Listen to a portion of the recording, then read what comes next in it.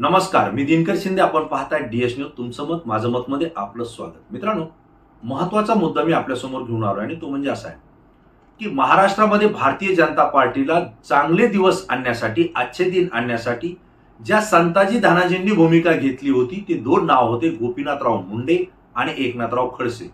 गोपीनाथराव मुंडे हे लोकनेते होते. ते अपघातामध्ये त्यांचं दुःखद निधन झालं, परंतु त्यांच्या सोबत खांद्याला खांदा लावून एक पाऊल पुढे किंवा एक पाऊल मागे राहून एकनाथराव खडसे यांनी भारतीय जनता पार्टी महाराष्ट्रामध्ये रुजवली, गावागावामध्ये पोहोचवली. हे आपल्याला सत्य नाकारून चालणार नाही.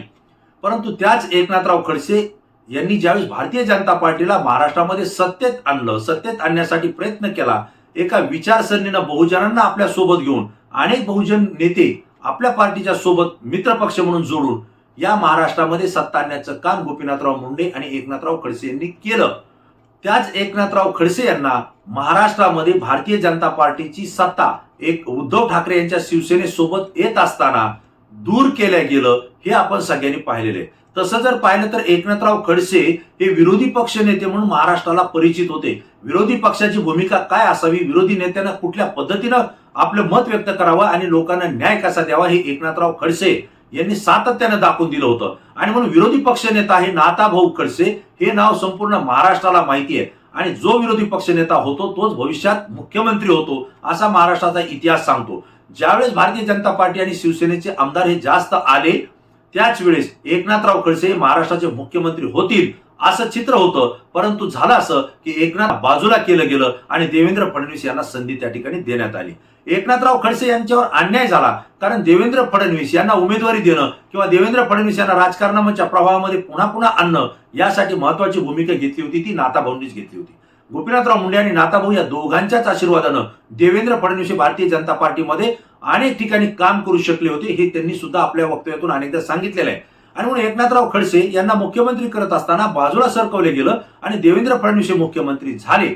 परंतु एकनाथराव खडसे यांना सुद्धा महत्वाची जबाबदारी देणं गरजेचं होतं आणि म्हणून त्यांच्याकडे महत्वाचं मंत्रीपद सुद्धा दिलं. परंतु मित्रांनो, एकनाथराव खडसे यांनी ज्यावेळेस भारतीय जनता पार्टीला वाढवलं तसं आपली ताकद महाराष्ट्रामध्ये वाढवण्याचा प्रयत्न केला, त्यावेळेस भविष्यामध्ये हे आपल्याला अडचणीचे ठरतील. याच वेळी एकनाथराव खडसे यांच्यावर भ्रष्टाचाराचे आरोप झाले, भूखंडाचा घोटाळा त्यांच्या विरोधात निघाला आणि अंजलीताई दमानिया यांनी सुद्धा त्यांच्यावरती आरोप केले. अशा वेळी एकनाथराव खडसे यांच्यावर आरोप झाला, त्यांची बदनामी होतीये, पक्षाची बदनामी होतीये, असा दबाव त्यांच्यावर आणला गेला आणि त्यांना तात्काळ राजीनामा देण्यास भाग पाडलं गेलं. आणि नाथाभाऊंनी सुद्धा स्वाभिमानानं आपल्या मंत्रिपदाचा त्या ठिकाणी राजीनामा दिला. लवकर चौकशी होईल आणि चौकशीनंतर पुन्हा तुम्हाला मंत्रिपद बहाल केलं जाईल असंही नाथाभाऊंना सांगण्यात आलं होतं, असं त्यांनी अनेक वेळा बोलून दाखवलं. परंतु मित्रांनो, आपल्याला माहितीये 5 वर्ष सत्ता पूर्ण त्या ठिकाणी देवेंद्र फडणवीस मुख्यमंत्री राहिले, नाथाभाऊंची चौकशी होत राहिली, परंतु नाथाभाऊंची चौकशी कधी पूर्ण झाली नाही, त्यांना क्लीन चिटही मिळाली नाही आणि त्यांना पुन्हा मंत्रिपदावर सुद्धा घेण्यात आलं नाही. हे सगळे आपण जाणतोय. यामुळे नाथाभाऊंचं मत त्या ठिकाणी दुखावलं गेलं, ते नाराज झाले आणि अशाच परिस्थितीमध्ये पुन्हा एकदा ज्यावेळेस सत्ता महाराष्ट्रामध्ये आली, त्यावेळेस मात्र भारतीय जनता पार्टीला बाजूला करून उद्धव ठाकरे महाविकास आघाडीसोबत आले आणि भाजपला सत्तेमध्ये स्थान त्या ठिकाणी मिळालं नाही.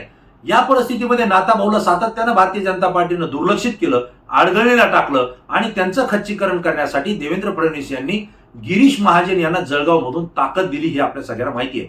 गिरीश महाजन हे देवेंद्र फडणवीस यांचे संकटमोचक म्हणून या ठिकाणी महाराष्ट्रामध्ये परिचित झाले. परंतु त्यांनी सातत्याने एकनाथराव खडसे यांना दाबण्याचाच प्रयत्न त्या ठिकाणी केला आणि एवढा मोठा मातब्बर नेता, संताजी धनाजीच्या भूमिकेमध्ये काम करणारा नाथाभाऊ खडसे हे राजकारणातून बाजूला गेल्याचं चित्र या ठिकाणी पाहायला मिळत होतं.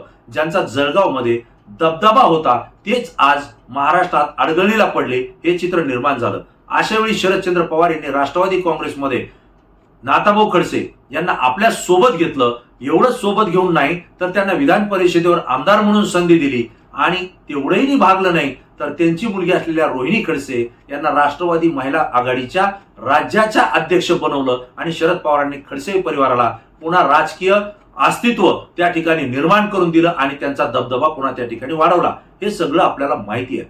परंतु मित्रांनो, हे सगळं करत असताना एकनाथराव खडसे यांनी राष्ट्रवादी सोबत जाऊ नये, त्या ठिकाणी अधिक काही बोलू नये, यासाठी त्यांच्यावर प्रचंड दबाव होता. ईडीच्या त्यांना नोटीस आल्या, चौकशाही सुरू झाल्या. ईडीच्या नोटीसमुळे आणि चौकशीमुळे एकनाथराव खडसे यांचं कुटुंबीय सुद्धा परेशान झाले होते, हेही आपल्याला माहिती आहे. परंतु अशा वेळी नाथाभाऊ खडसे यांनी एक पत्रकार परिषद घेतली. ते भारतीय जनता पार्टीच्या तालमीत वाढलेले आहेत. भारतीय जनता पार्टीची कूटनीती त्यांना माहिती आहे. RSSच्या तालमीमध्ये ते असल्या कारणानं त्यांनी थेट पत्रकार परिषद घेतली. देवेंद्र फडणवीस यांच्यावर त्यांनी घाणाघाती टीका केली, आरोप केले, भाजपवरही केले आणि स्पष्टपणे सांगितलं, जर तुम्ही माझ्या मागे ईडी लावाल तर मग मी तुमची सीडी बाहेर काढेन, असा इशारा त्यांनी थेटपणे भारतीय जनता पार्टी आणि देवेंद्र फडणवीस यांना दिला होता. मित्रांनो, भारतीय जनता पार्टी आणि नरेंद्र मोदींचं अस्तित्व आणि प्रस्ताव जे काही महाराष्ट्र देशामध्ये आपण पाहत होतो त्यांच्या विरोधात कुणी बोलायला तयार नाही. त्यांनी दिलेल्या धमकीला सगळे घाबरत होते, ईडीच्या कारवाईला घाबरत होते. अशाच वेळी एकनाथराव खडसे यांनी स्पष्टपणे सांगितलं, जर तुमची ईडी तर मग माझी सीडी. ज्यावेळेस ईडीची कारवाई होईल त्यावेळेस मी सीडी बाहेर काढेल आणि मग मात्र तुम्हाला पळता भोई कमी होईल, असं त्यांनी स्पष्टपणे इशारा आणि धमकी ही भाजपला दिली होती. मित्रांनो, नाथाभाऊंच्या या सीडी मध्ये नेमकं काय आहे किंवा काय होतं हा प्रश्न आजही महाराष्ट्रातल्या जनतेला आहे.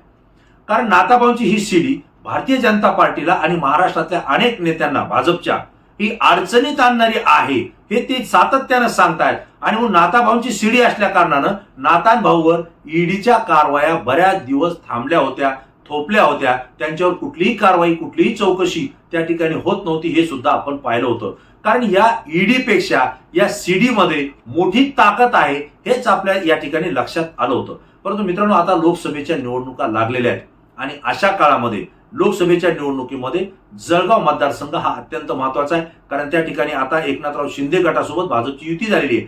गिरीश महाजन हे त्या ठिकाणी मंत्री आहेत, त्यासोबत गुलाबराव पाटील एकनाथराव शिंदे गटाचे नेते हेही त्या ठिकाणी मंत्री आहेत. आणि अशा परिस्थितीमध्ये भारतीय जनता पार्टीचेच खासदार उमेश पाटील हे सुद्धा त्या ठिकाणी होते. अशा परिस्थितीमध्ये भाजपचं एवढं प्राबल्य तिथं असताना आपल्याला आपला उमेदवार त्या ठिकाणी निवडून आणणं अत्यंत सोपं आहे असं भाजपला वाटत होतं, गिरीश महाजनांना वाटत होतं, देवेंद्र फडणवीसांना वाटत होतं. परंतु झाली परिस्थिती अशी, ज्यावेळेस लोकसभेची निवडणूक सुरू झाली त्यावेळेस उद्धव ठाकरे यांनी जळगावमध्ये डाव टाकला आणि त्या ठिकाणी भारतीय जनता पार्टीचे उमेश पाटील यांना भाजपनं उमेदवारी न देता स्मिता वाघ यांना जी उमेदवारी दिली होती, त्यामुळे उमेश पाटील हे दुखावले गेले होते. करण पवार हे नेते हे सुद्धा दुखावले गेले होते. आणि याच काळामध्ये हे दोन्ही नेते उद्धव ठाकरे यांच्या गळाला लागले आणि त्यांनी थेट मातोश्री गाठून शिवसेनेमध्ये त्या ठिकाणी प्रवेश केला. मित्रांनो, हा सगळ्यात मोठा धक्का जळगाव जिल्ह्यामध्ये भारतीय जनता पार्टीला बसलेला आहे हे मला आपल्याला आवर्जून सांगावं लागतंय. आणि विशेषतः उमेश पाटील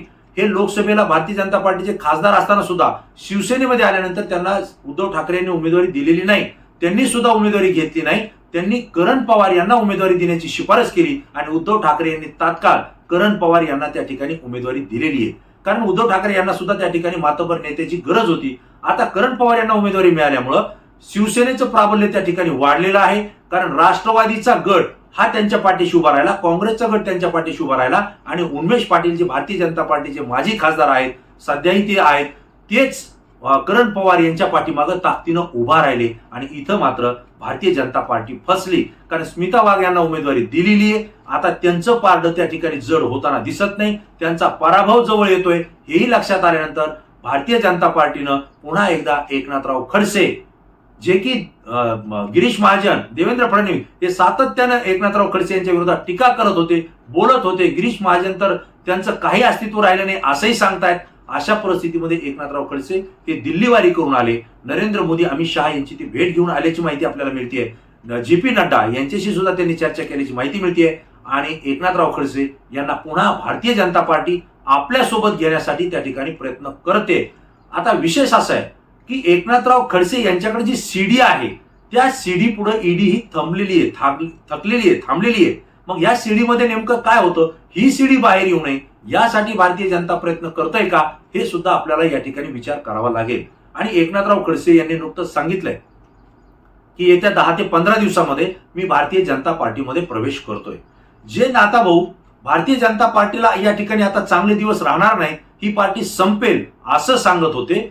पंकजाताई मुंडे यांच्या बीड जिल्ह्यामध्ये येऊन त्या गोपीनाथ गडावरच्या सभेमध्ये येऊन सांगत होते की पंकजाताई तुम्ही भारतीय जनता पार्टीला सोडा आणि इतर पक्षाचा विचार करा, भारतीय जनता पार्टीचं अस्तित्व नाही आणि तुम्हाला ती संधी देऊ शकत नाही असं एकनाथराव खडसे हे बीड जिल्ह्यामध्ये परळीमध्ये येऊन पंकजाताईंच्या सभेहून थेट सांगत होते. आज तेच नाथाभाऊ भारतीय जनता पार्टीमध्ये मी 15 दिवसात प्रवेश करतोय असं त्या ठिकाणी सांगतायत. याच्या मागचं नेमकं कारण काय, नेमकं नाथाभाऊंच्या या सीडीमध्ये काय रहस्य दडलंय या शिडी जर खुली झाली किंवा शिडी जर ओपन झाली, जनतेसमोर आली, तर भारतीय जनता पार्टी आणि भारतीय जनता पार्टीचे राज्यातले नेते हे कशा पद्धतीनं अडचणीत येतील, नेमकं घडलंय काय, या शिडीमध्ये नेमकं दडलंय काय, हा सगळ्या महाराष्ट्राला पडलेला प्रश्न आहे. आणि ही शिडी ओपन होऊ नये म्हणूनच भारतीय जनता पार्टीनं नाथाभाऊंना पुन्हा एकदा भारतीय जनता पार्टीत घेण्याचा निर्णय त्या ठिकाणी घेतलेला दिसतोय. असं मत जनतेचं आहे आणि माझं सुद्धा तसंच मत आहे.